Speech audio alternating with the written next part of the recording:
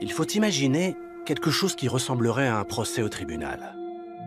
Le suspect incriminé se trouverait dans l'environnement. Il provoquerait le diabète, des maladies cardiaques et l'obésité. Mais on ne sait pas ce que c'est au juste. Peut-être que les gens mangent trop ou ne pratiquent pas assez d'activité physique. Peut-être que c'est une nouvelle tendance alimentaire. Ou tout simplement le sucre. On fait une enquête et on trouve de nombreuses pièces à charge contre le sucre. Mais c'est un peu ambigu. On n'a pas de flagrant délit. Il y a quelques témoins qui sont toujours sur le lieu du crime et qui ne possèdent pas d'alibi. Mais les preuves ne sont pas concluantes. Alors qu'est-ce qu'on fait? Le message clé des industriels est qu'il n'y a pas de preuve irréfutable sur les effets mortels du sucre. Tant qu'ils pourront invoquer cet argument et entretenir l'ambiguïté, ils resteront en vie.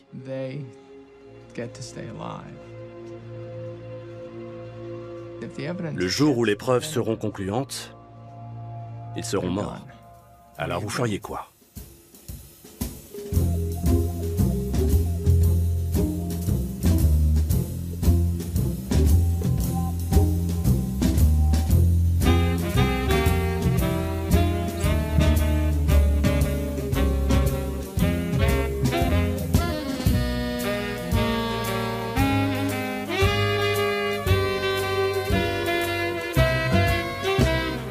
Est-il exact que le sucre est toxique? Comment peut-on poser cette question sans passer pour un alarmiste?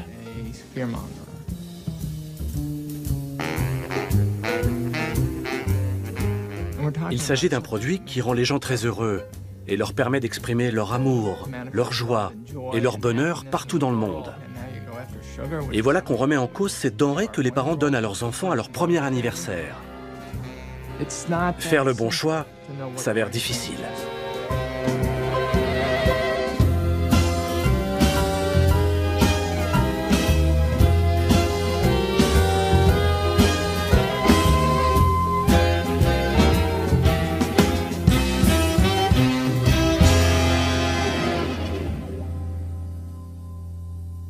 De récentes études indiquent que le sucre, tel que beaucoup de gens le consomment de nos jours, est une toxine. La polémique est née suite à un article du New York Times affirmant que le sucre était toxique. Le sucre est-il toxique?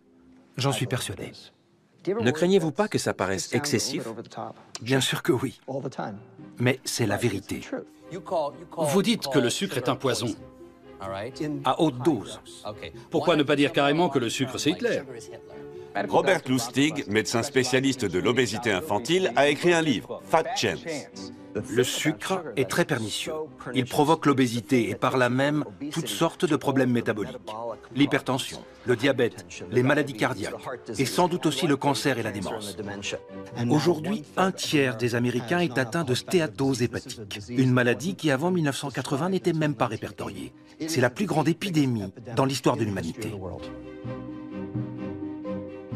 Tout d'abord, je ne suis pas contre le sucre. Je suis contre les plats cuisinés industriels. J'aimerais mieux ne pas être connu du tout et que le problème n'existe pas. D'ailleurs, quand j'ai commencé ma carrière médicale, il n'existait pas. Sinon, je ne me serais peut-être pas embarqué là-dedans. Qui aurait envie de se coltiner ça? Enfin, maintenant, c'est fait. Vous remettez en question tout ce qu'on a appris sur le manger sain ces 30 dernières années. Oui, parce que ça ne marche pas. Vous dites qu'on doit être désintoxiqué. C'est une plaisanterie? Non, pas du tout. Il ne faut plus vendre de coca aux mineurs. Si les parents veulent que leurs enfants boivent du coca, qu'ils l'achètent eux-mêmes. Ce qui me désole, c'est de ne pas être critiqué sur un plan purement scientifique. On peut avoir un débat scientifique, pas de problème. Ce qui me dérange, c'est qu'on dise que je ne suis pas crédible, que je suis un fanatique. Un fanatique agit au nom de sa foi, ce n'est pas mon cas. Je me base exclusivement sur des faits scientifiques. Je ne fais pas ça par plaisir, mais parce qu'il n'y a vraiment pas le choix. C'est un sujet très polémique. Et pour s'y attaquer, on a besoin de quelqu'un comme Robert, un chercheur qui soit reconnu dans les milieux universitaires. Robert l'a fait, et il se débrouille très bien. Il est pédiatre endocrinologue. Et il y a une dizaine d'années, il a constaté que le sucre était un problème crucial dans l'alimentation moderne. Il a donné une conférence qui a fait un tabac sur Internet. Elle a dû être vue 4 millions de fois. C'est un orateur très charismatique, un peu comme un prédicateur fondamentaliste. Vous refuseriez catégoriquement de donner une bière à votre enfant. En revanche, vous n'hésitez pas à lui donner une canette de coca. Les scientifiques sont mal à l'aise avec l'assurance qu'il affiche. Ça ne correspond pas vraiment à ce qu'on attend d'un chercheur. On souhaite qu'il mette en avant ses doutes, qu'il pointe les lacunes dans les données et discute des éléments à charge. Pourtant, on a besoin de quelqu'un qui parle et fait avancer le débat, comme Robert.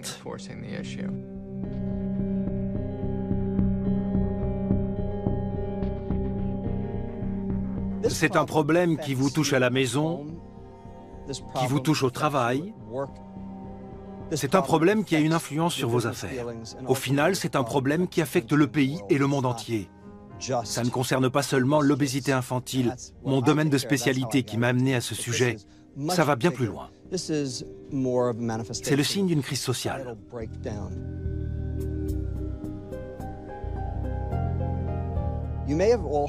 Vous savez peut-être qu'en 2011, l'Assemblée générale des Nations unies a déclaré que désormais, les affections non contagieuses telles que les maladies cardiaques, le diabète, le cancer ou la démence touchaient non seulement les pays développés, mais aussi ceux en voie de développement. Tout le monde était conscient du problème chez nous. Dans les pays africains et asiatiques, en Inde par exemple, le développement de ces pathologies est plus préoccupant que celui des maladies infectieuses, y compris celui du sida.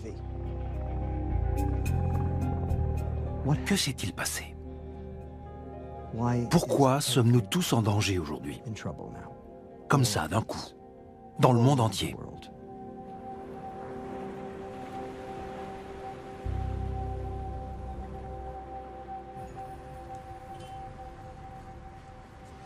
Les Japonais vivent plus vieux que tous les autres peuples de la planète. Et c'est encore plus vrai pour les habitants d'Okinawa. Ils sont moins touchés par la plupart des maladies liées à l'âge. Le taux de personnes atteintes par les troubles cardiaques et certains cancers, comme les cancers hormonodépendants, celui du sein ou de la prostate, y est très faible. C'est en partie lié à l'alimentation et en partie au mode de vie. Il s'agit d'un régime très sain qui réduit les risques de maladies liées à l'âge. Il fait la part belle aux légumes et apporte un bon équilibre en protéines. Poisson, viande maigre. On peut dire que c'est le régime idéal contre le vieillissement. C'est sans doute pour ça que les habitants d'Okinawa vivent si longtemps. Ou du moins vivaient si longtemps.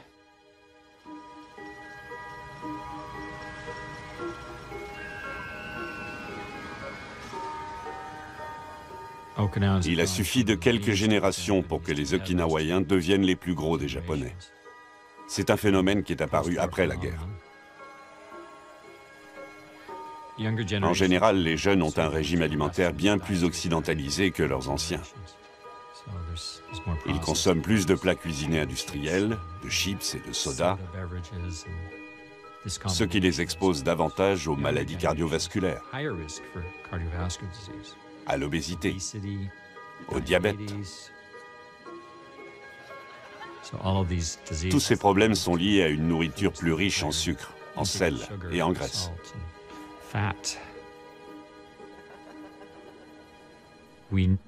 Dans l'histoire de l'humanité, la consommation de sucre n'avait jamais atteint un niveau aussi élevé qu'aujourd'hui, ce qui a forcément des répercussions sur le métabolisme.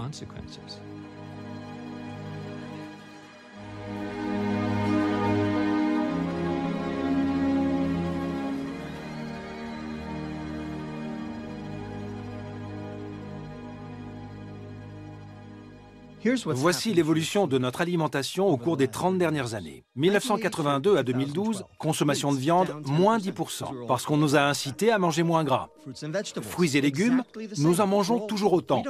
Or, on nous dit que nous n'en mangeons pas assez.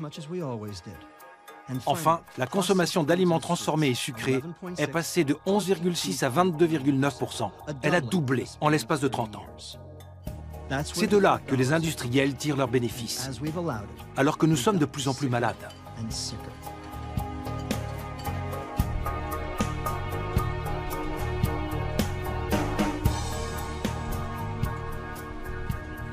74% des plats cuisinés vendus en supermarché contiennent des sucres ajoutés.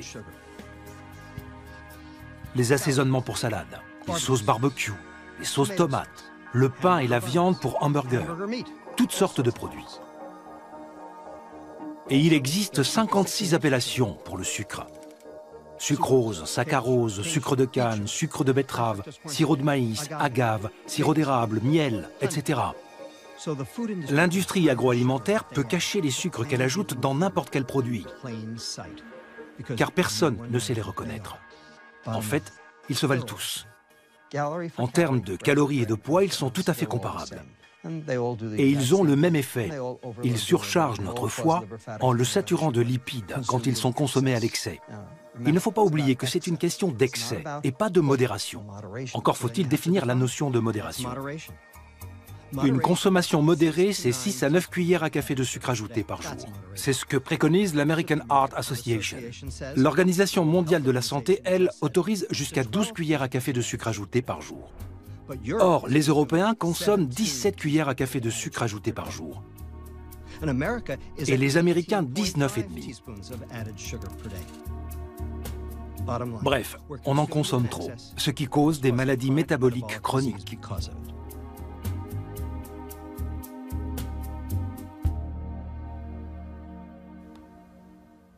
Pendant longtemps, j'ai eu des problèmes de poids.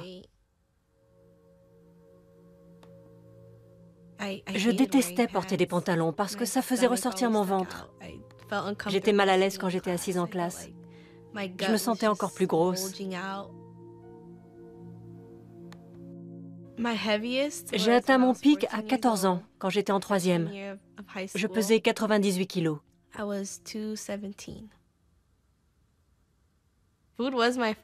J'adorais manger et regarder la télé.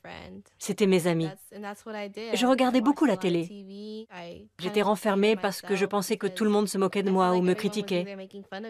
Je n'étais pas heureuse. La dernière fois que je t'ai vu, c'était en avril 2009. Au fait, bon anniversaire. Merci. C'était il y a peu de temps. Oui, j'ai 20 ans. Comment ça va? Bien, ma vie a énormément changé. Je me sens beaucoup mieux, plus vivante. J'ai plus confiance en moi. Quand j'ai commencé à voir le docteur Lustig, j'étais mal en point. J'avais un foie très gros. Mon pancréas était bien trop sollicité pour éliminer tout le sucre qui s'accumulait dans mon organisme. J'avais presque 50% de graisse dans le corps. Je pense que ça vient vraiment de tout ce qu'on mangeait quand j'étais petite. Ma mère n'était pas au courant des mauvais ingrédients contenus dans les produits transformés, surtout dans les fast-foods. Parfois même, avant de manger, je buvais un grand verre de jus de fruits. Et puis j'en buvais un autre pendant le repas. Donc mon corps absorbait beaucoup de sucre. La première fois qu'on s'est vu, ton foie était saturé de graisse. Tu te souviens de l'échographie que tu as faite à 10 ans? Oui. C'était pas brillant.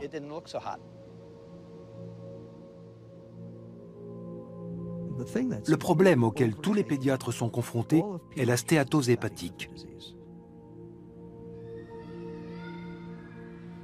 Je ne savais même pas ce que c'était avant 1992, l'année où j'ai reçu mon premier patient atteint de stéatose hépatique. Il avait 13 ans et était diabétique de type 2. Son taux d'ALT, qui mesure le dépôt de graisse dans le foie, dépassait les 100. Je me suis dit, oula, c'est pas possible. Aujourd'hui, tous mes patients ont ce problème.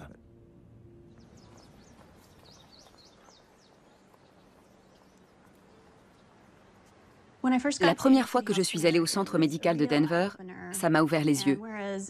Alors qu'en cabinet, je faisais surtout des obturations et des couronnes, là, mes patients avaient une carie à chaque dent. Ou alors, ils avaient une perte osseuse massive. Il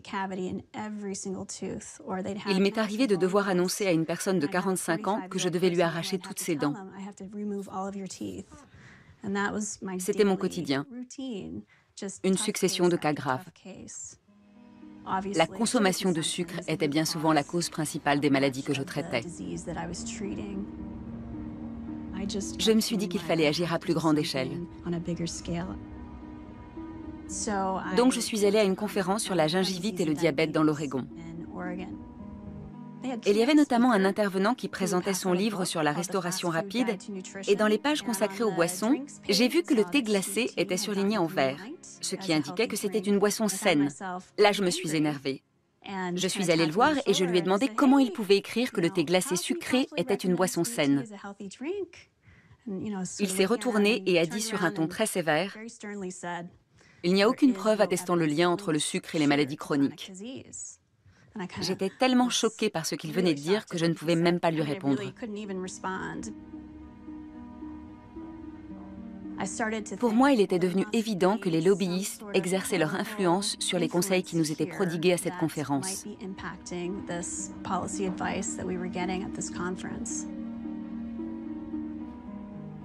Je me suis rendue à la bibliothèque de mon quartier et j'ai tapé le mot sucre dans le moteur de recherche du catalogue.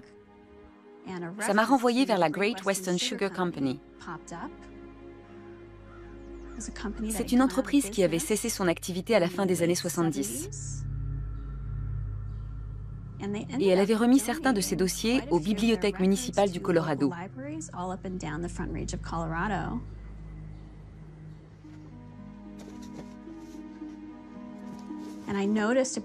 J'ai remarqué une référence aux archives de l'Université de l'État du Colorado avec un chapitre intitulé « Nutrition et relations publiques », je crois. J'ai décidé d'y aller pour voir ça de plus près.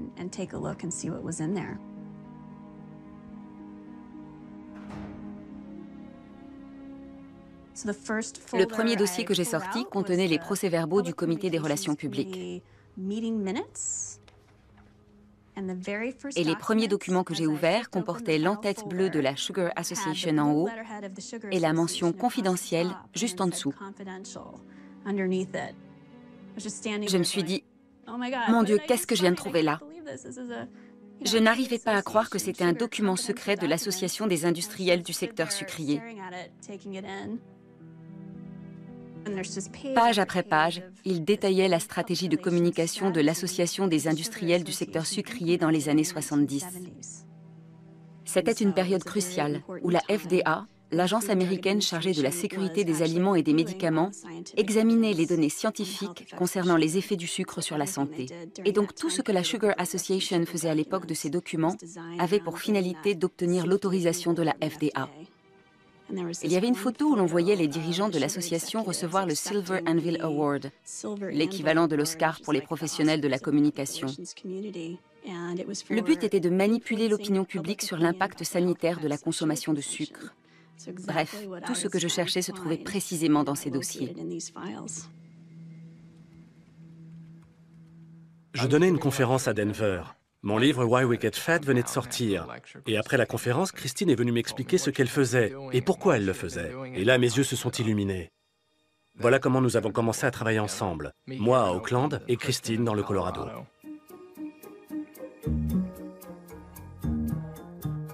There's a growing controversy about sugar. On one side, those who claim it's a harmless source of calories and quick energy. On the other, those who say there is evidence to implicate sugar not only in obesity and tooth decay, but also in hyperactivity and diabetes, among other things. À la fin des années 60, début des années 70, il y avait beaucoup de polémiques sur les effets de la consommation de sucre. On est dans une situation analogue aujourd'hui, ce qui est assez incroyable. On retrouve les mêmes débats, les mêmes questions et les mêmes recherches. Tant et si bien que l'industrie agroalimentaire a ressenti le besoin de lancer une vaste campagne de communication pour réorienter l'opinion publique.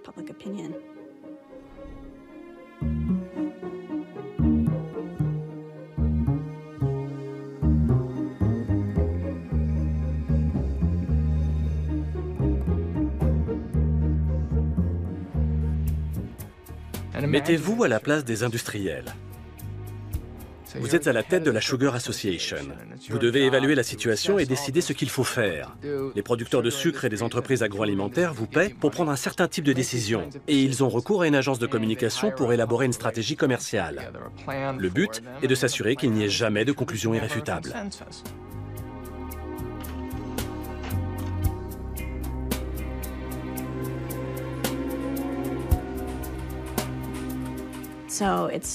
Ils ont financé des programmes de recherche et fait appel à des conseillers scientifiques pour les inciter à donner leur version des faits. Dès le début, c'était vraiment une démarche internationale. Au départ, il y avait les États-Unis, le Canada, Cuba, Haïti. À la fin des années 60, la Sugar Research Foundation s'est rebaptisée International Sugar Research Foundation. Preuve que l'industrie sucrière était menacée à l'échelle mondiale. Maintenant, il y a la Grande-Bretagne, l'Australie, l'Afrique du Sud, la France, la Belgique. Tous ces pays se rassemblent dans un seul et même objectif: ne pas dire que le sucre provoque des maladies. Ils doivent garder le flou pour que les responsables politiques ne puissent pas affirmer de manière catégorique que le sucre est néfaste pour la santé. Il faut brouiller le message.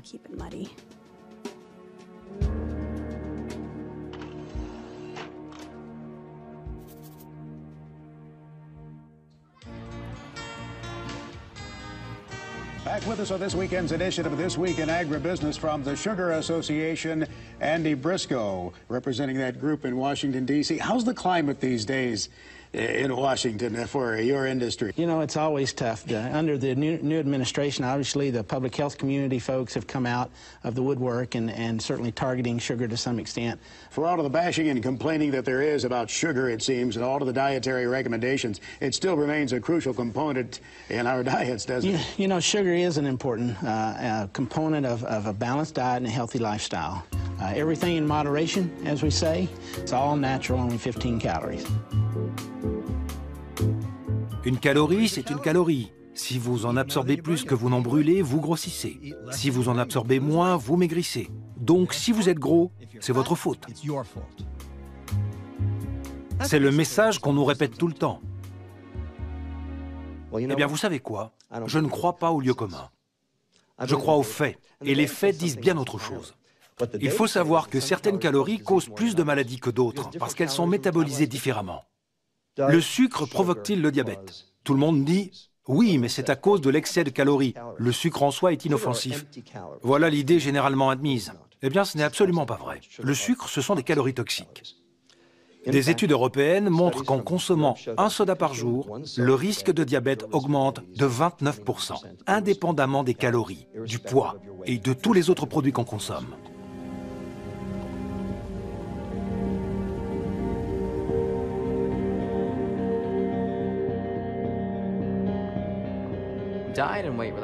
Les maladies liées au surpoids et à l'alimentation pèsent lourd sur les services médicaux, et je suis sûr que ce système va s'effondrer. En aucun cas, nous ne pourrons maintenir la qualité de nos soins médicaux avec la charge croissante des pathologies liées au poids et à l'alimentation. Je pense notamment au diabète de type 2, dont le coût est d'ores et déjà ahurissant, et ce n'est que la partie visible de l'iceberg. Je ne crois pas que l'humanité soit victime d'une épidémie de perte de volonté. Nous sommes des êtres normalement constitués, mais nous vivons dans un environnement qui nous pousse à consommer des calories et du sucre.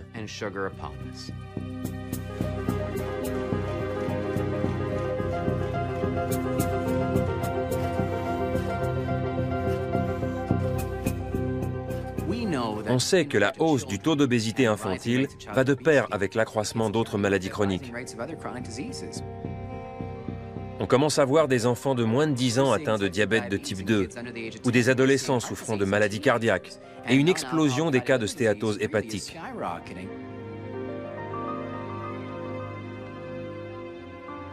Les patients qui développent un diabète ou des maladies cardiaques à l'adolescence ont très peu de chances d'arriver à l'âge de 70 ans.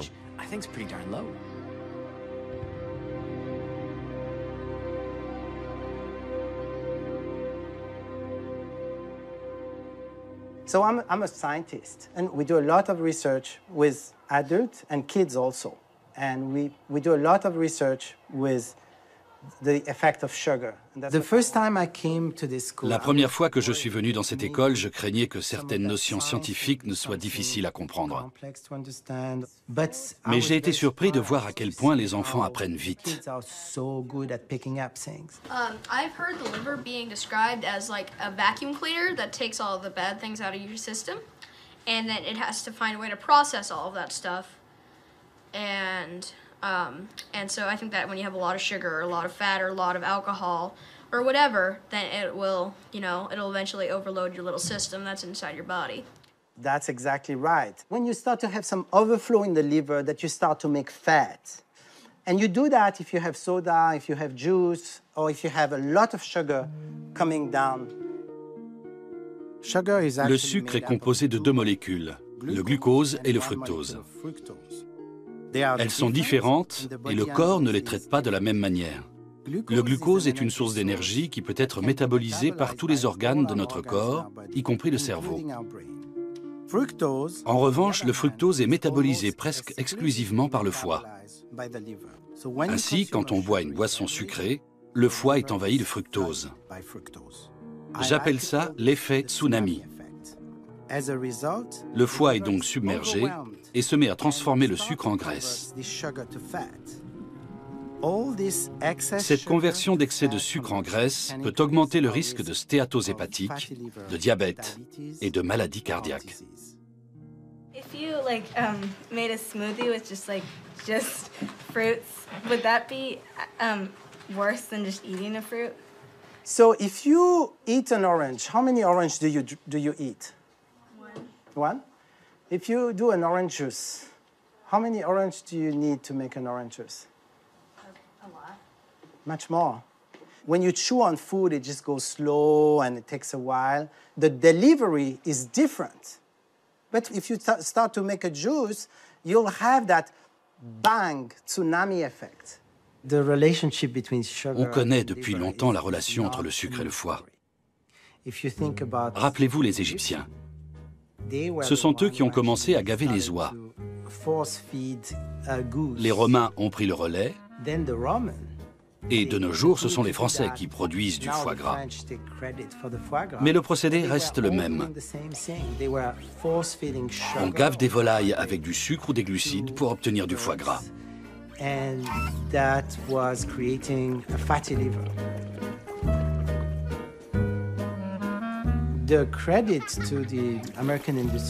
L'industrie américaine reprend ce principe. Mais au lieu de l'appliquer sur des volailles, elle l'applique sur nous. Toutes ces boissons, ces sodas, constituent un gavage agréable dont on n'a même pas conscience, mais qui n'en produit pas moins les mêmes effets que la fabrication du foie gras. Ces produits sont de formidables instruments parce qu'ils nous procurent du plaisir. On n'a pas l'impression d'être gavé.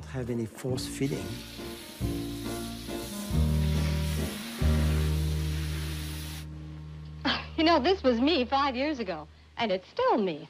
Because I confess I'm a waistline watcher from way back. Well, that's enough for today. Now for a lively lift. Ice-cold Coca-Cola. There's no waistline worry with Coke, you know. Actually, this individual-sized bottle has no more calories than half a grapefruit. Another thing, the cold, crisp taste of Coke is so satisfying, it keeps me from eating something else that might really add those pounds.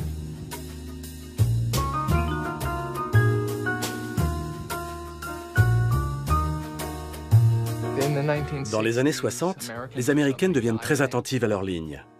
Elles se mettent au régime et l'industrie répond à leurs attentes. L'idée des soda light voit le jour. Les cyclamates, et en particulier la saccharine, inondent le marché. La Sugar Association voit là une menace. Alors elle consacre d'énormes sommes d'argent à des travaux de recherche pour voir si ces produits sont inoffensifs ou pas. Bien sûr, elle veut démontrer qu'ils sont néfastes, et elle y parvient. There's a good deal of sourness, not to say bitterness, in the reaction to the ban on saccharin. There were complaints the Food and Drug Administration banned a useful product on the basis of skimpy evidence.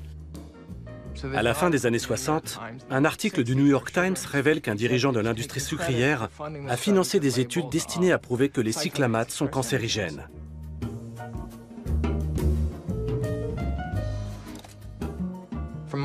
Il devait avoir une bonne raison pour financer ces recherches, non?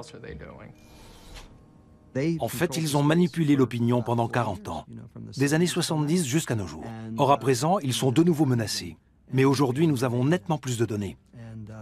Donc, ils auront bien plus de mal à étouffer les critiques.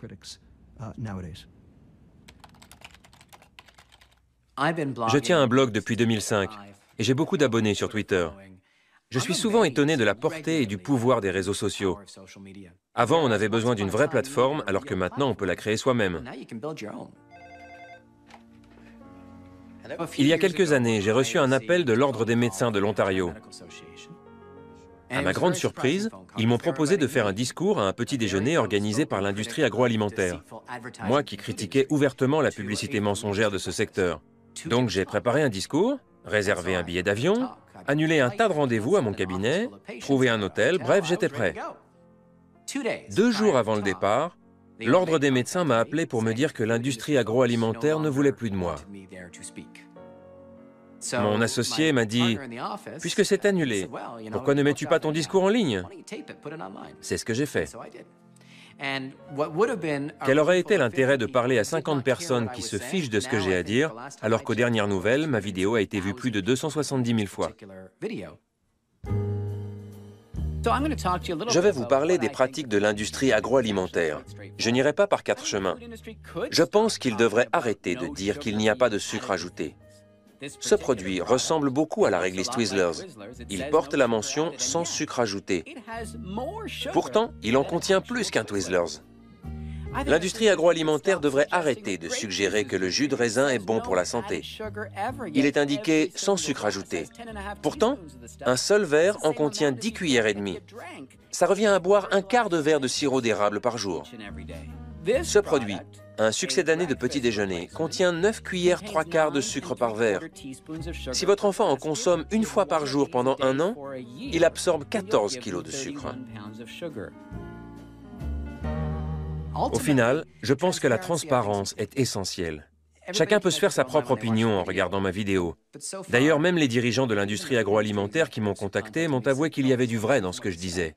Ça prouve qu'ils savent ce qu'ils font.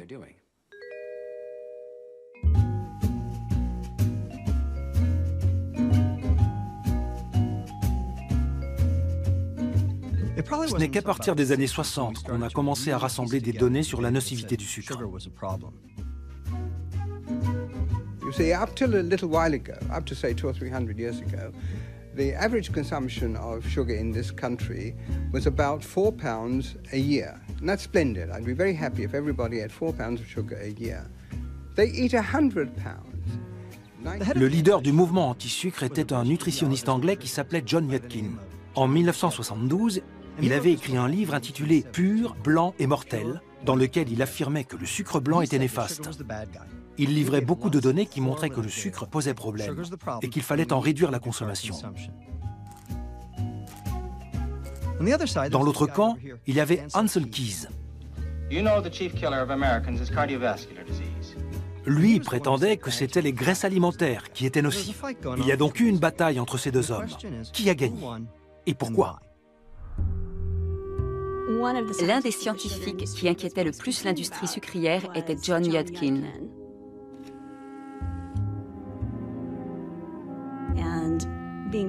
Ils ont cherché le moyen de le réduire au silence. Ils ont décidé de payer des chercheurs pour contredire ces études. Chaque fois qu'ils publieraient un article, ils sortiraient un contre-article. Ils ont donné une importante somme d'argent à Ancel Keys, qui apparaît régulièrement dans mes documents au fil des décennies. Il était le premier opposant de John Yudkin. Quand celui-ci publiait un article pour montrer le lien entre le sucre et les maladies cardiaques, Ancel Keys en publiait un autre pour prouver le contraire.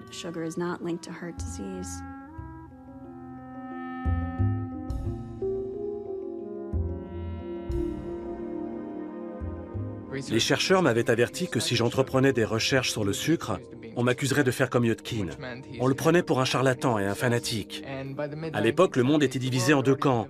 Le premier, minoritaire, pensait que Yudkin avait raison. Et le deuxième, l'écrasante majorité des chercheurs, adhérait à la thèse de la nocivité des graisses alimentaires.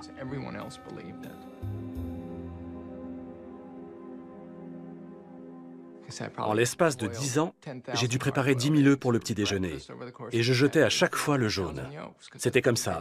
On ne mangeait pas d'avocat ni de beurre de cacahuète, encore moins de bacon et de viande rouge. On y croyait en grande partie. Oh, I don't want it, you can have it, it's too fat for me. It's too fat for me. It's too fat for me. It's not too fat for me. No food is too fat all by itself, but if you'd rather get your fat and calories another way, guess what? Now there's new Better Than. It tastes better than regular ice cream, and it's 96% fat-free. La mode des régimes pauvres en matières grasses a déferlé sur l'Amérique et sur le monde. Or, les aliments transformés sans matières grasses sont insipides. Les industriels le savaient. Ils devaient les rendre agréables au goût. Alors qu'ont-ils fait? Comment donner de la saveur à un produit qui ne contient pas de graisse? En ajoutant du sucre. Vous vous souvenez de Snackwells? 2 grammes de graisse, 13 grammes de glucides, dont 4 de sucre, et c'est agréable au goût. C'est ce qu'ils ont fait. Et c'est ce qu'ils continuent de faire aujourd'hui.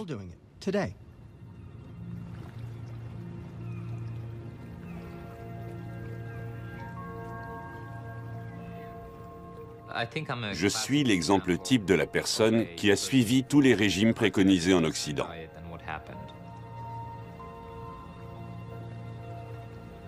On nous dit que tout est dans l'équilibre entre l'absorption et l'élimination des calories. Et si c'est bien de consommer peu de graisse, ce doit être encore mieux de ne pas en consommer du tout.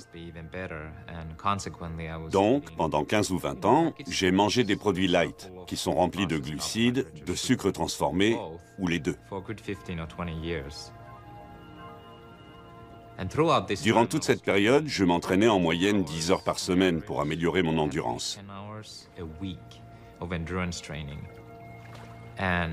Le matin, à jeun, je mesurais mon taux de sucre dans le sang, juste par curiosité. Et j'ai découvert récemment que mon taux de sucre indiquait un prédiabète.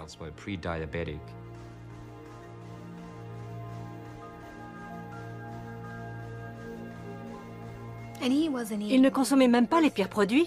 Il mangeait des flocons d'avoine et des barres chocolatées. Ce qui n'est pas génial, mais ce ne sont pas des cookies ni des crèmes glacées. Malgré tout, il avait un prédiabète. Qu'est-ce que ça doit être pour les gens qui ont une alimentation nord-américaine typique? Il est la preuve vivante que l'activité physique ne change pas vraiment la donne. Tout est dans l'alimentation.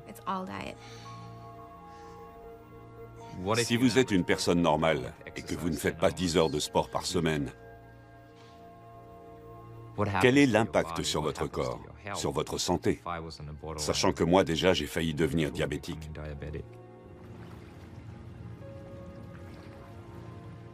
Tout le monde pense que le problème est l'obésité. Eh bien, l'obésité touche 30% de la population. Mais on ne sait pas que 40% des personnes qui ont un poids normal présentent les mêmes maladies et les mêmes dysfonctionnements métaboliques que les obèses. Ils développent des maladies cardiaques, des cancers, le diabète de type 2, etc. La liste est longue. Or, leur poids est normal. Qu'est-ce que ça signifie? Que ça ne dépend pas du comportement. On pointe du doigt la gourmandise et la paresse, mais ces gens ne sont ni gourmands ni paresseux, et leur poids est normal. Si ça ne dépend pas du comportement, il doit y avoir un autre facteur. Et tout le monde y est exposé. Tout le monde est en danger. Voilà un argument totalement différent.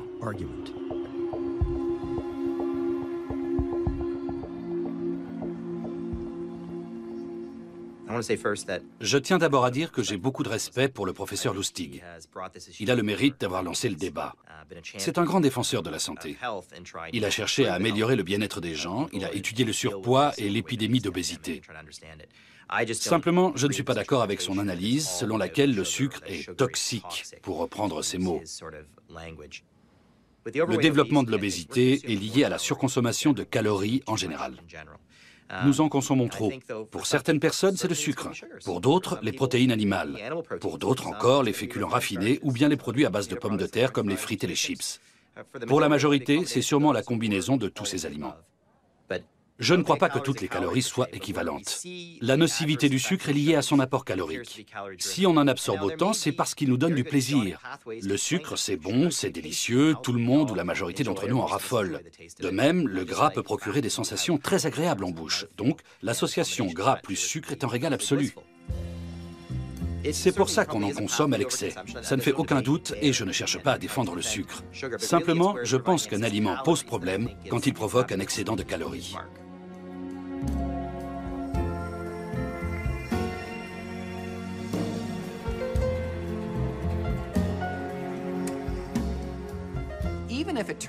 Même si toutes les données suggérant que seul le sucre est toxique se révèlent fausses, nous en consommons trop, c'est évident. Beaucoup d'industriels utilisent le sucre parce que c'est un ingrédient bon marché qui donne du goût aux aliments. Mais aussi et surtout parce qu'il nous amène à en consommer plus. Nous savons tous qu'un palais habitué à de fortes doses de sucre en réclame toujours plus. L'impact est alors d'autant plus important sur la santé.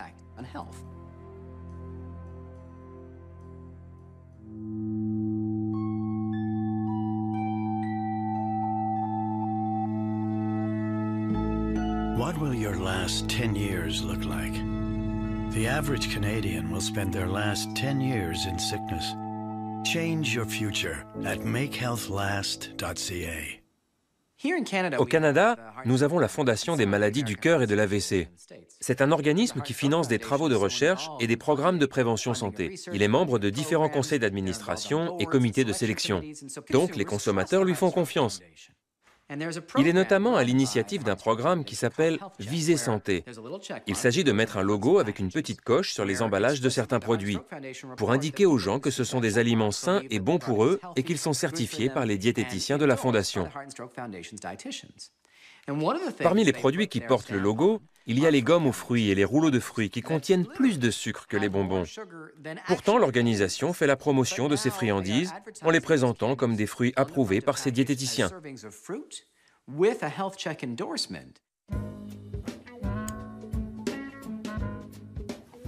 Bonjour, je suis le docteur Yoni Friedhoff et aujourd'hui je vais vous parler de ce produit. Les entreprises paient 20 000 $ par an pour avoir ce logo sur l'emballage de leurs produits et faire croire aux parents que ce sont des aliments sains. Je ne pense pas que des produits composés à 80% de sucre, le reste étant de l'eau, un tout petit peu de vitamines et une bonne dose de marketing, soient bons pour la santé. Ces 17 petites gommes contiennent autant de sucre qu'une barre Twix. Pour obtenir la même quantité de sucre avec des fruits, votre enfant doit consommer ce bol rempli de fraises, soit 500 grammes de fraises.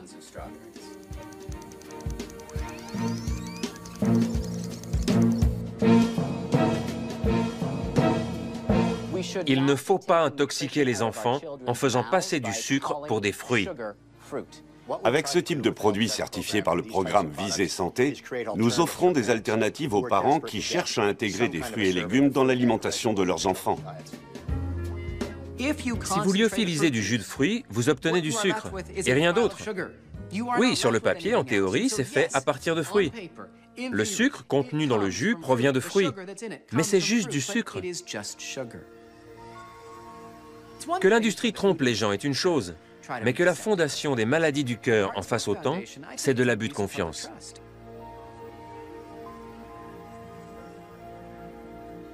Quand on a des enfants, on peut penser que la vie serait bien plus simple sans sucre. Personnellement, je me demande s'ils ne seraient pas plus équilibrés dans leur comportement et d'humeur moins changeante s'ils n'en consommaient pas. Là encore, c'est une simple hypothèse. Mais quel que soit l'effet du sucre sur eux, vous savez, c'est juste tellement bon que ça modifie durablement leurs envies. Et c'est contre ça qu'il faut lutter en permanence.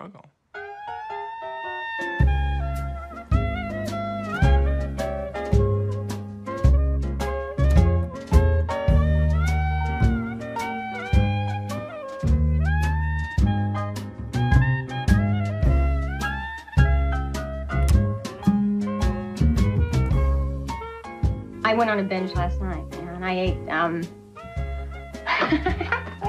It's really strange because I feel guilty now, like I'm confessing to this terrible crime.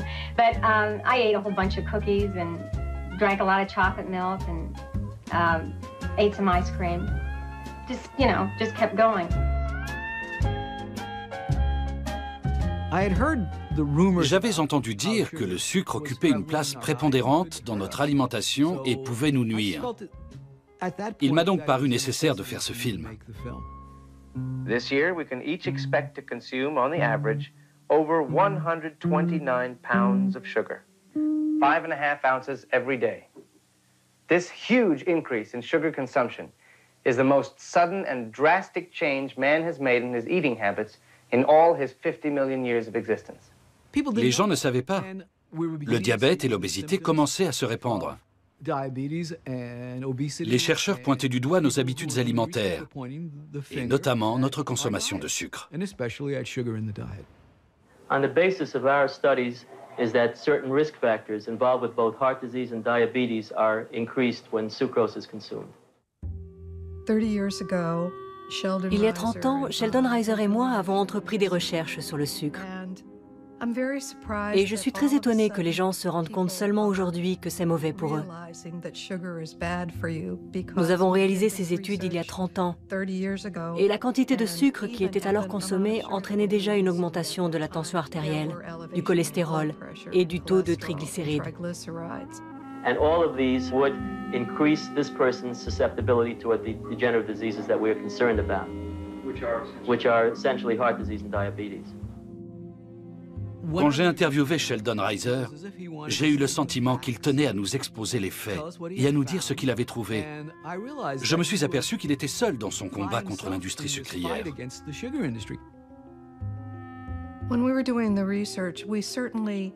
Quand nous avons démarré nos recherches, nous nous sommes aperçus que les industriels avaient le pouvoir et les moyens financiers de promouvoir leurs idées, bien plus que nous.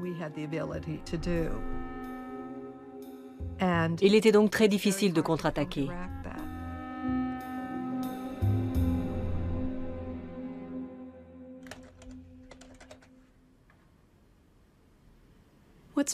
Les recherches financées par les industriels du secteur sucrier étaient clairement destinées à préserver leur chiffre d'affaires. On ne peut pas obtenir de réponses qui les remettent en cause si on ne pose pas les bonnes questions. Ils voulaient contrôler les questions abordées par les chercheurs. Par exemple, on ne sait toujours pas quelles sont les causes du diabète. Pourquoi ? Ça s'explique en partie par le fait que l'industrie sucrière influençait les instituts américains de recherche médicale et leur disait « il ne faut pas s'inquiéter de la consommation de sucre. Le problème, c'est l'obésité. Alors concentrons toutes nos études là-dessus et oublions le rôle que joue le sucre dans le diabète. »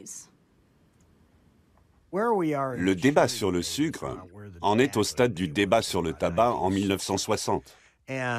Dans les anciennes publicités de cigarettes, on peut voir par exemple, la plupart des médecins fument des Camel. C'est bon pour votre zone T, votre gorge.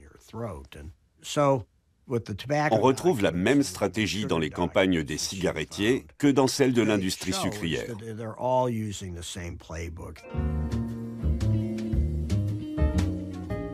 En 1994, quand j'ai eu accès aux archives de l'industrie du tabac, j'ai senti que ce serait très important. En plus de nous révéler leurs tactiques, ces documents nous montrent à quel point ils sont cyniques.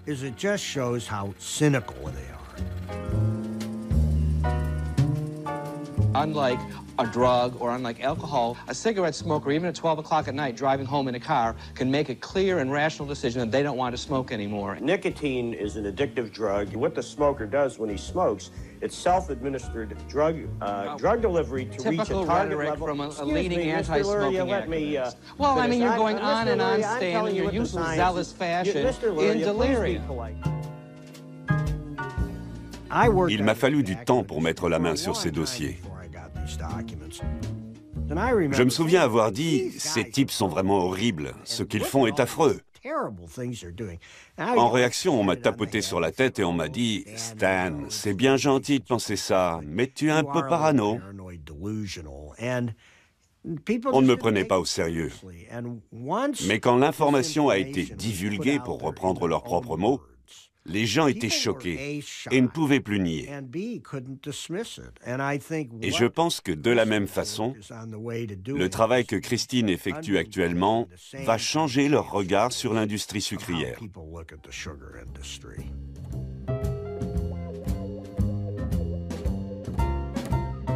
2 weeks ago, a nutrition expert told Congress the breakfast cereals widely advertised on television and elsewhere were often full of calories and not much else. Can't get enough of that Sugar Crisp, Sugar Crisp.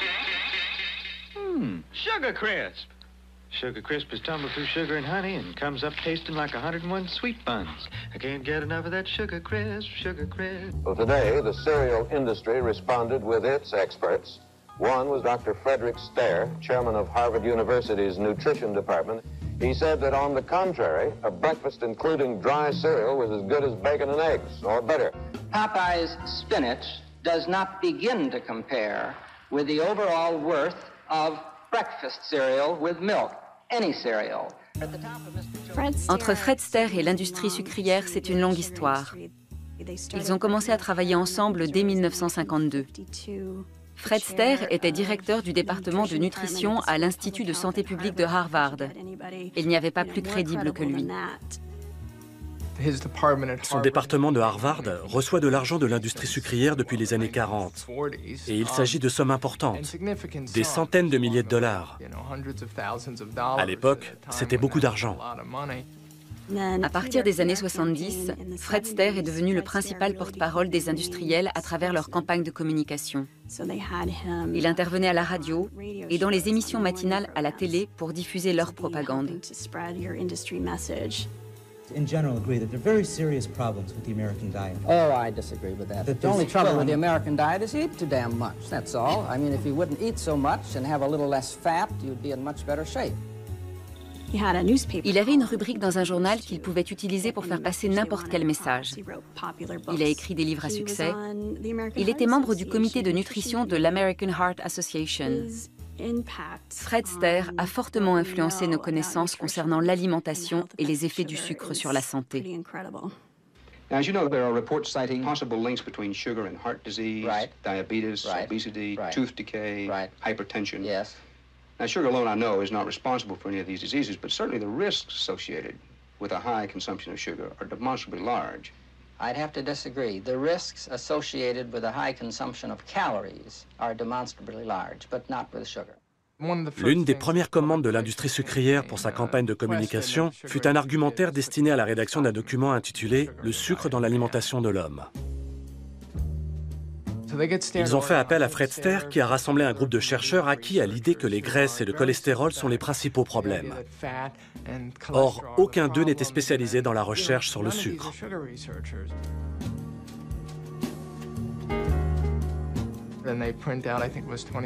Ils en ont fait imprimer 25 000 exemplaires, qu'ils ont distribués un peu partout.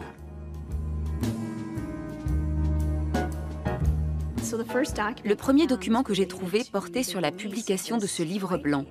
Il était destiné aux porte-parole des différentes campagnes de communication de l'industrie sucrière et les préparait aux questions que les journalistes pourraient leur poser.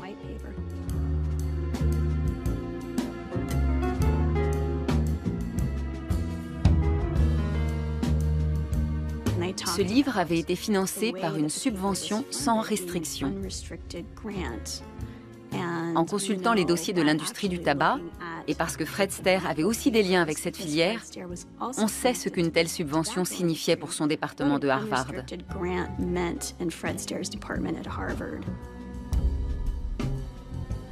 C'est censé être un don d'argent non affecté à un projet spécifique.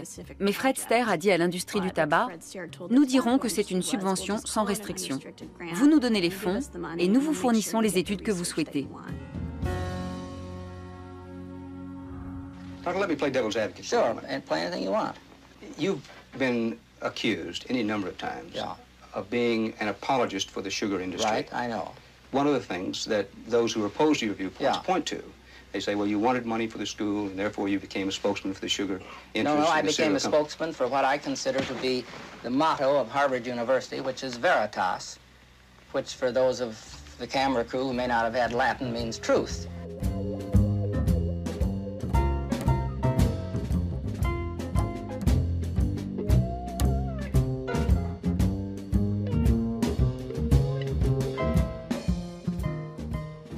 Si autant de programmes de recherche sont financés par l'industrie, c'est entre autres parce que le gouvernement a fortement réduit son budget dans ce domaine. Les gens ont tendance à croire que les scientifiques ne sont pas impartiaux, mais ils veulent avant tout faire de la recherche. Et s'ils n'obtiennent pas de l'État l'argent dont ils ont besoin pour mener à bien leurs travaux en laboratoire ou à l'hôpital, ils vont le chercher ailleurs.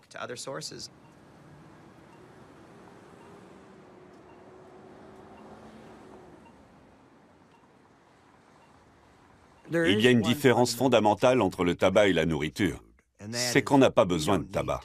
Mon but est de détruire l'industrie du tabac. Par contre, on a besoin de manger. Je ne cherche donc pas à détruire l'industrie agroalimentaire.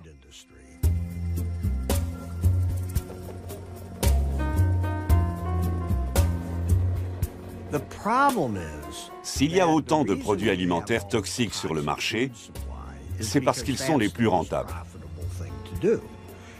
Les grands groupes veulent réaliser des bénéfices. C'est leur seul objectif.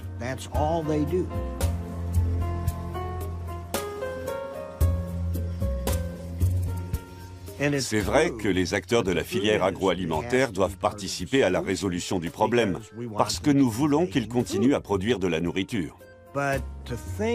Mais dire que nous pourrons négocier avec eux et trouver une solution ensemble revient à penser qu'ils accepteront de gagner moins d'argent. Et ça, c'est hors de question pour eux. C'est un peu comme avec les industriels du tabac dans les années 70. À l'époque, l'Institut américain du cancer avait tenté de collaborer avec eux pour créer des cigarettes moins nocives. Les bonnes âmes pensaient coopérer avec l'industrie du tabac. Mais quand on consulte les archives des entreprises, on peut lire « Regardez la poudre qu'on leur jette aux yeux, nous collectons des informations sur ce qu'ils font. » Bref, ça a été un désastre. Pourtant, aujourd'hui, certains grands chercheurs et directeurs de fondations pensent toujours qu'il est possible de travailler avec les industriels, de s'associer avec eux. Mais ça ne marchera jamais.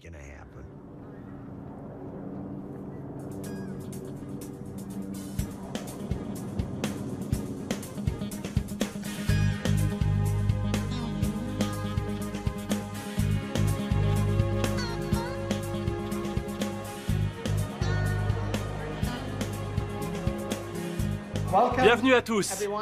Avec près de 9000 membres, nous sommes la plus grande association de spécialistes de l'obésité au monde, ou du moins la plus grande association nationale parmi tous les pays que je connais.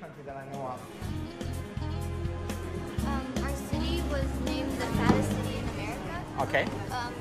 So what's the name of your city again? Corpus Christi, Texas, the fattest city in America. All right. Okay, then what happened? Les gens travaillent sur différents aspects de l'obésité. Je pense que ça rassemble toute la communauté et que tôt ou tard, ça portera ses fruits. Personne ne va lever le doigt et clamer « j'ai la réponse ». Comme je le dis souvent, ceux qui pensent détenir la réponse n'ont même pas compris la question.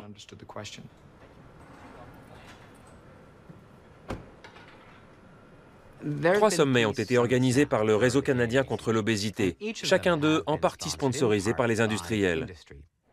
Mais celui-ci est le premier exclusivement parrainé par une chaîne de fast-food et un fabricant de boissons sucrées.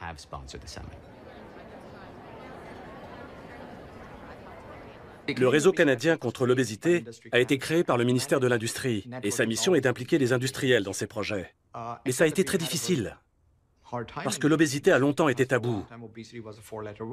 Maintenant, ils sont là et nous ne sommes pas obligés d'être d'accord. On sait bien que si les entreprises participent, c'est pour vendre plus de produits. Je suis tout à fait conscient de leur motivation. Il n'y a pas de conflit. C'est pour ça qu'elles sont là. C'est un peu étroit ici. J'ai failli tomber. Bonjour à tous. Je suis censé révéler la contribution financière de McDonald's à cette conférence. Elle est de l'ordre de $10 000, je crois. Ce matin, beaucoup de gens m'ont dit « Pourquoi êtes-vous là? C'est très courageux de votre part. » Je ne pense pas que ce soit très courageux. On fait ça très souvent. Le réseau canadien contre l'obésité est devenu la référence en matière d'obésité au Canada. Il contribue à élaborer les politiques publiques et à façonner l'opinion par ses interactions avec les médias. Il ne peut donc pas se contenter de dire « on a été créé par et pour l'industrie ». Sa mission va beaucoup plus loin. Bien souvent, les entreprises agroalimentaires adoptent la stratégie suivante. Elles lancent un produit à grand renfort de publicité, puis elles nous disent qu'il faut faire du sport et manger avec modération. C'est aussi simple que ça. Il existe aussi des produits comme le McFlurry Snack Size. Je n'avais pas prévu d'en parler, je l'ai décidé au dernier moment. Ce dessert a autant de calories qu'une barre Snickers dissoute dans une canette de 350 ml de Coca-Cola. Il contient environ 15 cuillères à café de sucre. Pourtant, il est présenté comme un snack. Eh bien, quel snack? Pour moi, on ne peut pas résoudre le problème simplement en les montrant du doigt et en disant que c'est leur faute. Si on laisse Yoni parler pendant une demi-heure pour expliquer aux gens sa vision des choses et les solutions qu'il envisage, sans donner la parole au camp adverse, c'est une pure perte de temps.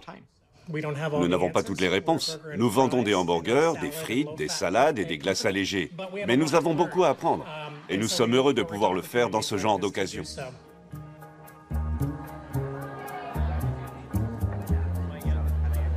If you need any information, like if you want to do a little article or link to my website or put up a video or whatever, let me know. Si le réseau canadien contre l'obésité dépend de l'argent que lui verse l'industrie agroalimentaire, il sera bien moins enclin à divulguer des informations ou à élaborer des politiques allant à l'encontre des entreprises qui le financent. On en a un bel exemple avec l'Association canadienne des boissons et Coca-Cola.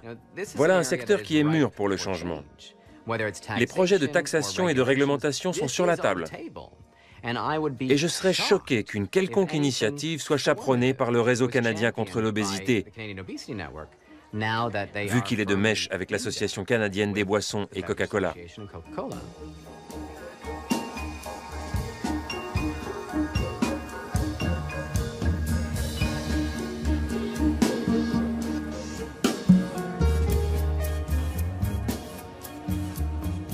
En ce qui concerne le colloque de l'après-midi organisé par Coca-Cola, c'est eux qui ont décidé qui ils invitent, quel sera le programme, qui seront leurs porte-parole et ce qu'ils diront. Le réseau canadien contre l'obésité ne s'en mêle pas et n'apporte pas son soutien parce qu'il n'a pas à défendre telle ou telle position. Il est là pour fournir une plateforme. Mais au final, tout est entre les mains du sponsor.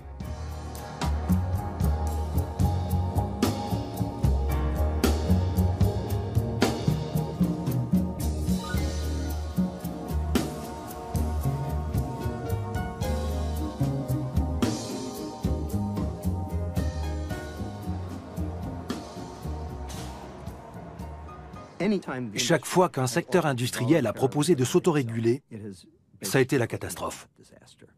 Qu'il s'agisse des ceintures de sécurité, du tabac ou de la pollution. Les entreprises ne trouvent aucun intérêt à être réglementées.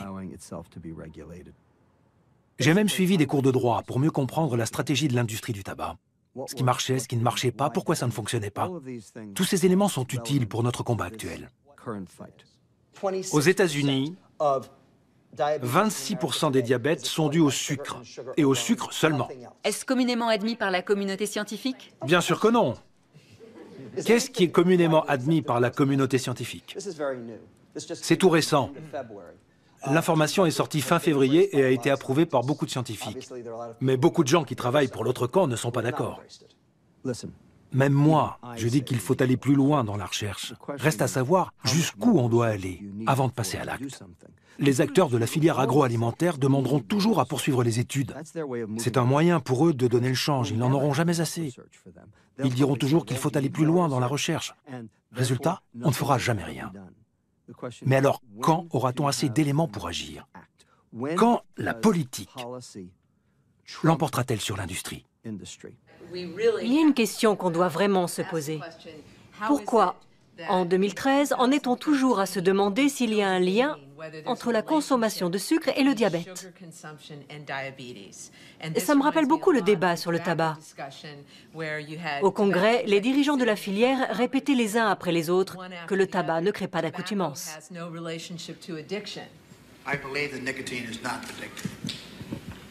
I believe that nicotine is not addictive. And I too believe that nicotine is not addictive.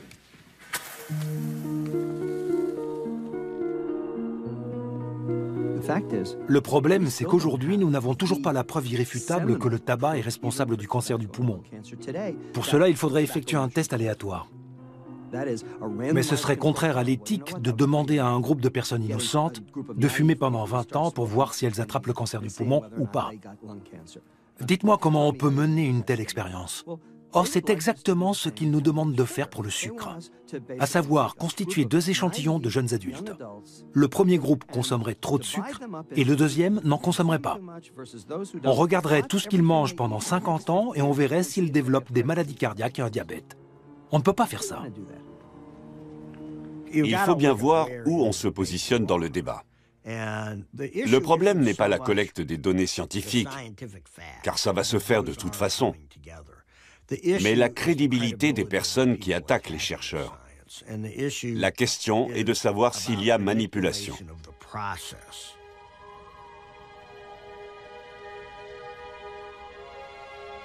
In Washington today, a coalition of health and consumer groups asked the Food and Drug Administration to put a limit on the amount of sugar allowed in breakfast cereals. Their petition to the FDI also asked that a health warning similar to the one on cigarettes be required on cereals which exceed the sugar limit. Au début des années 70, de nombreuses initiatives furent prises pour encadrer la consommation de sucre, ce qui a fait peur aux industriels. La FDA examinait l'impact du sucre sur la santé et la Sugar Association faisait pression sur cette agence pour qu'elle le déclare sans danger.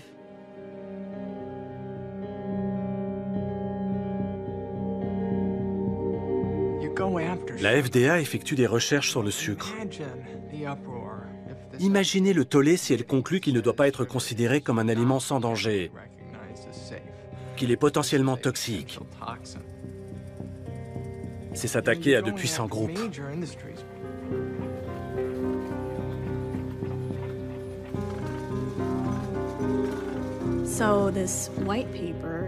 Pour en revenir au livre blanc, l'industrie sucrière l'a présenté comme une preuve au comité de contrôle de la FDA. Le président du Conseil consultatif scientifique de l'industrie sucrière, George Irving, a été nommé président du comité de contrôle de la FDA qui étudiait les effets du sucre. Quel conflit d'intérêts!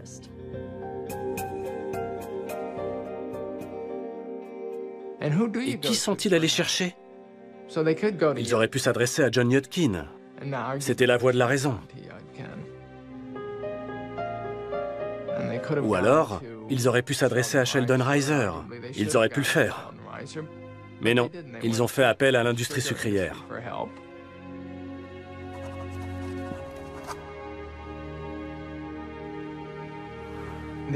La FDA s'est rangée à l'avis des personnes qui n'étudiaient malheureusement pas les vraies questions.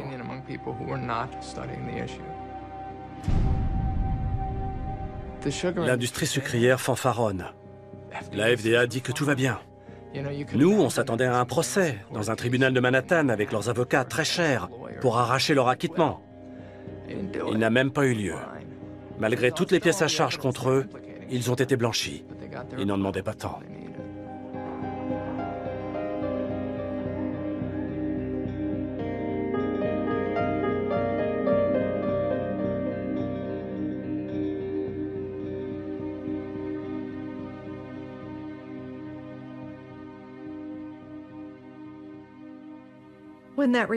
Quand le rapport a été publié, nous nous sommes dit qu'il n'avait pas tenu compte de nos recherches, qu'il se trompait et que nous avions raison.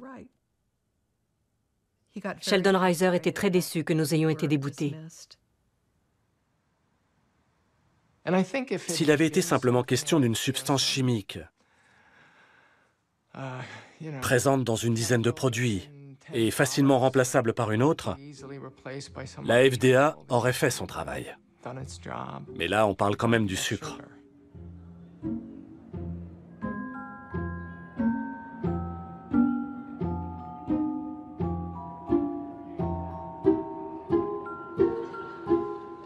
C'est notre façon d'exprimer notre amour.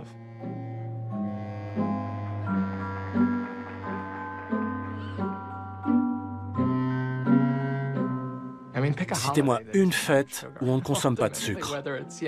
La Saint-Valentin, la fête des mères, un anniversaire ou un barbecue, on boit de la limonade et on mange des gâteaux.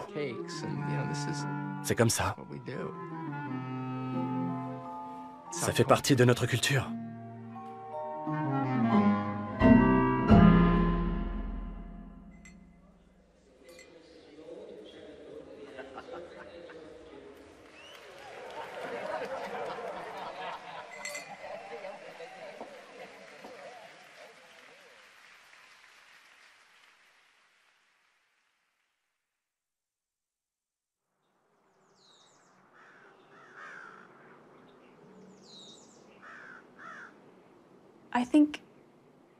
J'estime que c'est une injustice.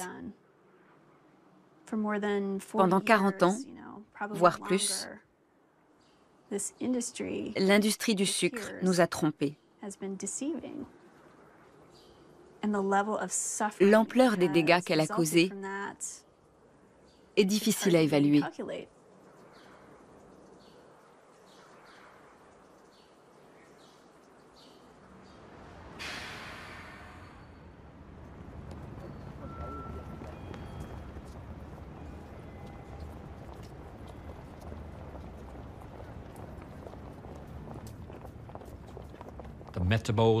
La loi Metabo est en vigueur ici, au Japon.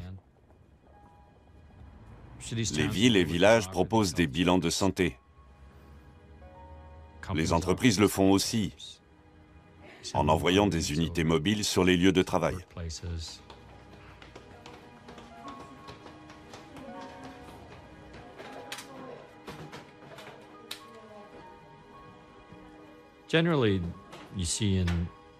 En général, les Asiatiques sont plus sujets aux maladies liées à l'obésité, telles que le diabète.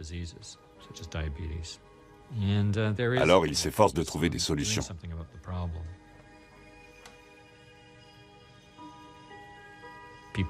Les gens vont faire leur bilan de santé, on mesure leur tour de taille, on vérifie leur circulation sanguine, et on leur remet un dossier complet pour qu'ils sachent où ils en sont et ce qu'ils doivent faire.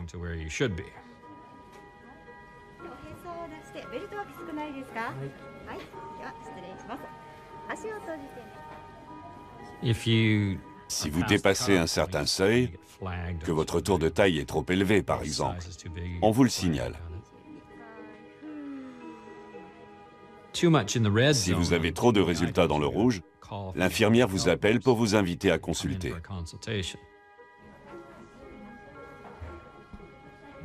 Ça peut être gênant quand vous devez enlever votre t-shirt, que l'infirmière place le mètre autour de votre taille et qu'elle dit «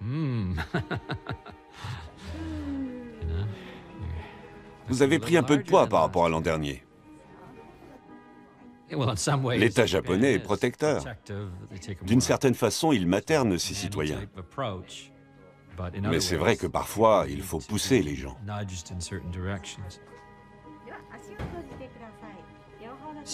Ce genre de campagne a porté ses fruits au Japon. Par exemple, les accidents vasculaires cérébraux étaient très répandus dans les années 60. Le gouvernement a pris des mesures fortes, si bien que la consommation de sel a diminué et que la mortalité due aux AVC a chuté d'environ 80%. C'est énorme. Voilà des initiatives dont nous pourrions nous inspirer en Amérique du Nord.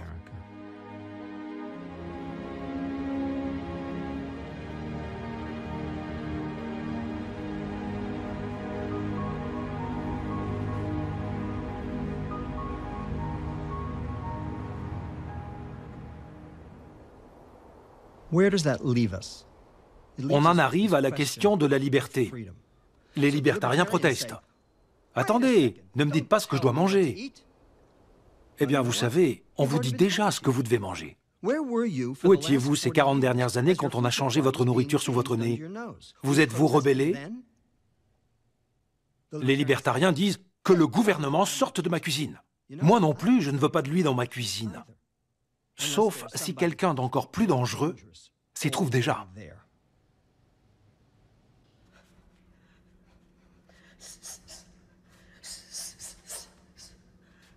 Je me nourrissais toujours mal quand j'ai commencé à faire du sport. Donc il n'y avait pas vraiment de résultats. Je n'étais pas assez informée sur les aliments transformés et les efforts qu'il faut fournir pour éliminer une barre chocolatée, par exemple. Une petite barre chocolatée annule les effets d'une course de 8 km. C'est comme si on n'avait pas couru du tout. Je l'ignorais et quand je l'ai su, j'ai modifié complètement mon alimentation. J'ai complètement renoncé au fast-food et aux préparations surgelées.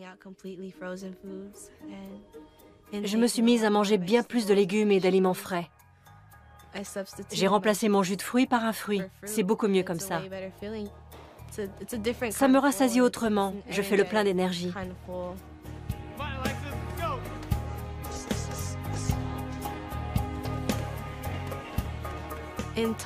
Au total, j'ai perdu plus de 20 kilos.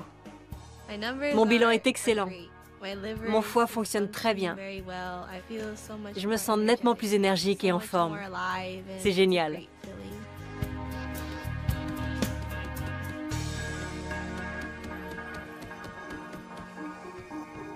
Quand les enfants arrêtent de manger des produits transformés, leur dysfonctionnement métabolique disparaît. Ils perdent du poids, ils se sentent mieux. Ils ont de meilleurs résultats à l'école. Leur vie change. Une certaine quantité de sucre est nécessaire. Mais il ne faut pas en consommer plus que nécessaire.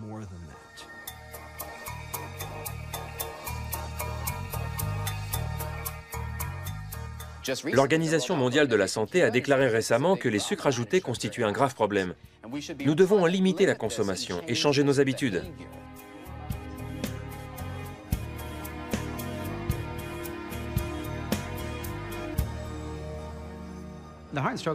La Fondation des maladies du cœur et de l'AVC a été formidable. La veille du jour où ils devaient annoncer la nouvelle, ils sont venus à mon bureau pour m'en informer en personne. Ils m'ont dit qu'ils en avaient longuement discuté et avaient décrété que ça ne pouvait plus continuer comme ça. La meilleure chose à faire pour la Fondation, et plus encore pour les Canadiens eux-mêmes, était de dire « on arrête ce programme ».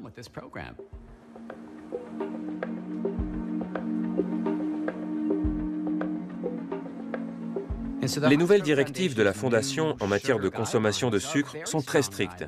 Elles rejoignent celles de l'Organisation mondiale de la santé, de l'American Heart Association et de scientifiques.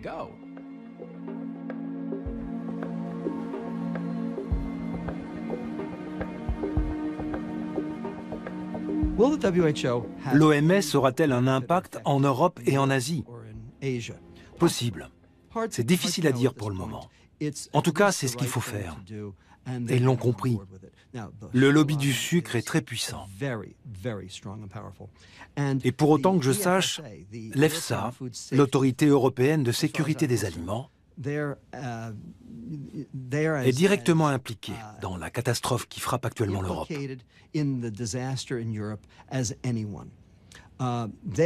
En 2013, ils ont eu l'audace, le culot, d'approuver le fructose comme édulcorant de table, parce qu'il a, je cite, un faible indice glycémique. Bien sûr que le fructose a un faible indice glycémique. C'est du fructose. Il augmente non pas le taux de glucose, mais le taux de fructose dans le sang, ce qui est 7 fois pire. Le problème du fructose n'a rien à voir avec l'indice glycémique.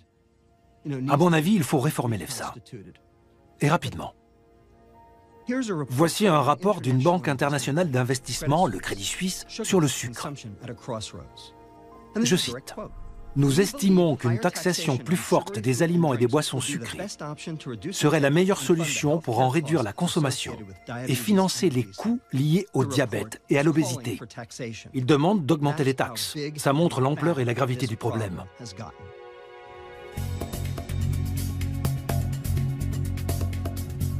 Il faut un nouveau modèle économique pour récompenser les entreprises agroalimentaires qui prennent les bonnes décisions, pas les mauvaises.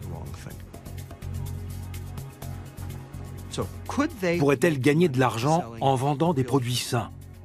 Bien sûr. Pourrions-nous subventionner ces produits sains pour les rendre meilleurs marché et permettre aux gens de les acheter? Bien sûr que oui. Mais ça suppose de changer complètement nos habitudes. L'industrie agroalimentaire peut continuer de gagner de l'argent, il n'y a aucun mal à ça. Je ne suis pas contre les gens qui gagnent de l'argent. Je suis contre ceux qui en gagnent en empoisonnant les autres. C'est ce que l'industrie du tabac a fait, et c'est ce que l'industrie agroalimentaire fait aujourd'hui.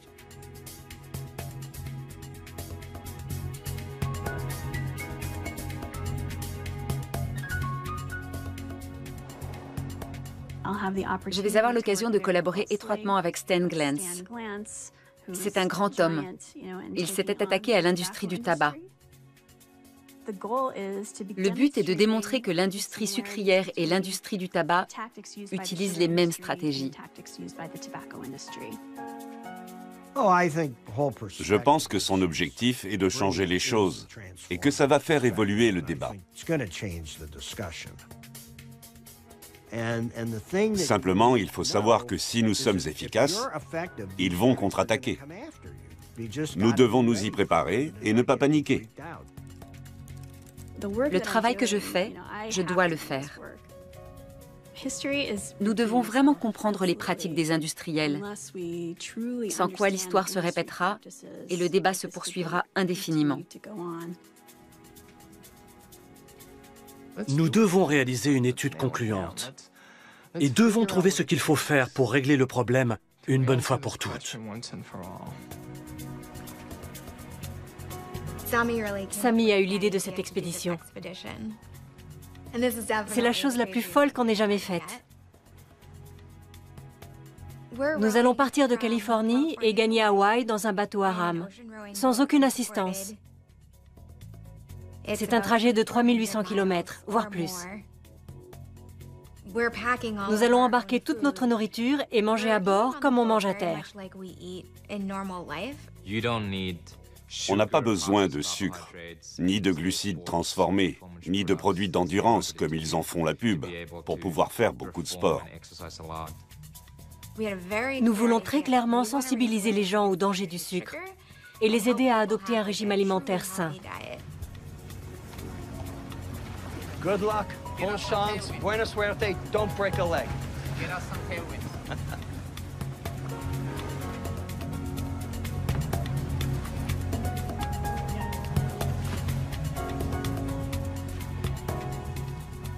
Sami et Meredith ont les mêmes convictions que nous. Et ils se démènent pour prouver qu'ils ont raison.